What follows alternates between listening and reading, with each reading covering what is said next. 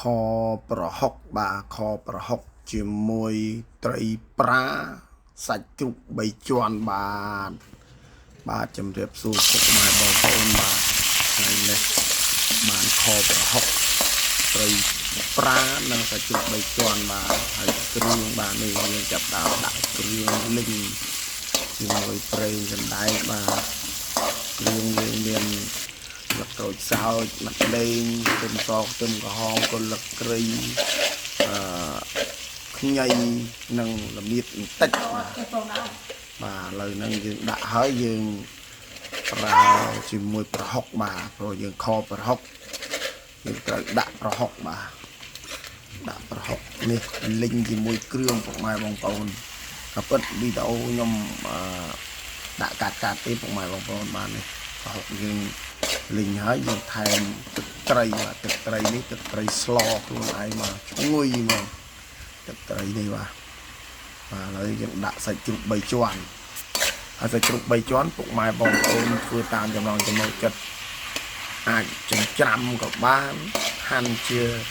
ប្រទាសស្ដើងដូចខ្ញុំបាទក៏បានដែរបាទអញ្ចឹងពុកម៉ែបងប្អូនធ្វើរបៀបតាមពុកម៉ែបងប្អូនខុសពីខ្ញុំបាទអាចខមមិននៅក្នុងវីដេអូនោះបានព្រោះខ្ញុំបាទក៏មិនមែនជាចុងភៅអីដែរបាទគាត់ធ្វើទៅតាមផ្ទះហូបបានបាទហើយនេះបាទគ្រឿងយើងដាក់បាទយើងដាក់រ៉ូឌីស្ករត្នោតនិងចេងបាទម្សៅស៊ុបហ្នឹងបាទហើយស្ករខ្ញុំអត់សូវប្រើស្ករសទេបាទខ្ញុំប្រើស្ករត្នោតបានឈ្ងុយពុកម៉ែបងប្អូនបាទអញ្ចឹងពុកម៉ែបងប្អូនប្រើតាមរបៀបបងពុកម៉ែបងប្អូនអាចចូលខមមិនបានបាទហើយនេះបាទសាច់ជ្រូកនិងគ្រឿងយើងលីង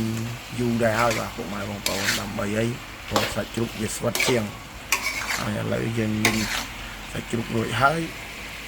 យើងដាក់ត្រីចូលបាទហើយត្រីនេះខ្ញុំប្រើត្រីប្រា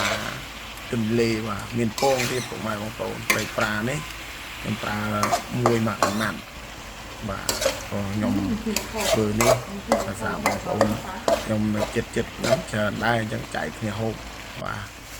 ហើយយើងប្រើអំពិលពុកម៉ែបងប្អូនអាចប្រើ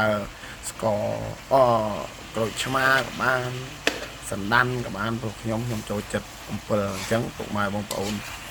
ចំណង់ចិត្តពុកម៉ែបងប្អូនប្រើមកជូរអីតាមចំណង់ចំណូលចិត្តយើងបានបាទឥឡូវយើងបាទត្រីយើងរៀងសពប់ហើយយើងចាក់ទឹកបាទខ្ញុំចាក់ទឹក2កូនចានបាទច្រើនដែរបាទច្រើនដែរមកខ្ទះធំដែរពុកម៉ែបងប្អូនបាទហើយបន្លែពុកម៉ែបងប្អូនអាចដាក់តាមចំណង់ចំណូលចិត្តដែរហើយបើពុកម៉ែបានចូលមើលហើយអាចសុំចូលរួមខមមិន share copy បាទហើយទទួលបានវីដេអូថ្មីហើយពុកម៉ែអាចខមមិនបានបាទធ្វើតាមពុកម៉ែអាចខមមិនខ្ញុំរៀនតាមពុកម៉ែបងប្អូនដែរបាទនេះសិតពងបាទពងច្រើនណាពងត្រីទាំងពីរពងបាទពងចង់ប៉ុនមេជើងដែរពុកម៉ែបងប្អូនហើយបន្លែខ្ញុំប្រើបន្លែទ្រាប់បាទទ្រាប់វែងនិងទ្រាប់ស្រួយបាទអានឹងបន្លែដែលខ្ញុំដាក់ស្ងោខជាមួយនឹងបាទខជាមួយប្រហុកនឹងបាទខ្ញុំដាក់ជាមួយនឹងដើម្បីឲ្យវាខាប់ហើយឲ្យលោមបាទអញ្ចឹងពុកម៉ែបងប្អូនប្រើបន្លែអីតាមចំណង់ចំណូលចិត្តទៅតែបន្លែដែលយើងប្រើសម្រាប់បន្ទាប់ជាមួយពេលយើងហូបអានោះយើងប្រើបន្លែផ្សេងទៀតបាទដូចខ្ញុំនិយាយអញ្ចឹងយើងអាចប្រើតាមចំណង់ចំណូលចិត្តពុកម៉ែបងប្អូនបាទហើយខប្រហុកនេះអែមនិយាយថាបើសម្រាប់ខ្ញុំអែមបាទឡូមកយើងដាក់ប៉ុណ្ណឹងហើយយើងគ្របនេះពេលខ្ញុំមកកាត់តវីដេអូខ្ញុំលេបទឹកមាត់ទៀតហើយបងប្អូនបាទនឹកឃើញក្លៀនទៀតហើយបាទធ្វើពីព្រឹកកាត់តពេលល្ងាចឥឡូវក្លៀនទៀតបាទបងប្អូនមើលណាអត់តន់ខាប់ល្អទេបាទខ្ញុំរងាស់ឲ្យវាលោមទៀតបាទបានអែមហ្មង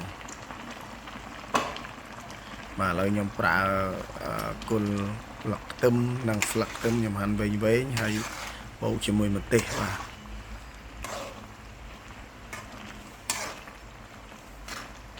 hơi có côn bụng mài bong bóng đại tay chui la chui xe copy link đầm bay từ tụi ban video thay tiền bàn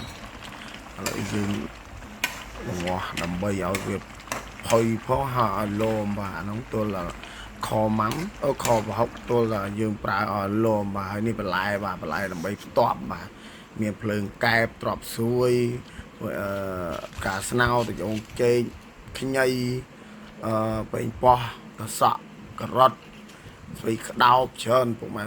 lại trơn á nhưng bà pi chạy nha lại còn nhom cho chất lại mình thả lại sốt rồi mùi của lại anh đi chạy đi miền bột răng thì của mày còn dân lại trơn lại hai cho trong châu mùi bơm một cái bà pi chạy nữa mà chạy nè mà lời khắp à của mày em mà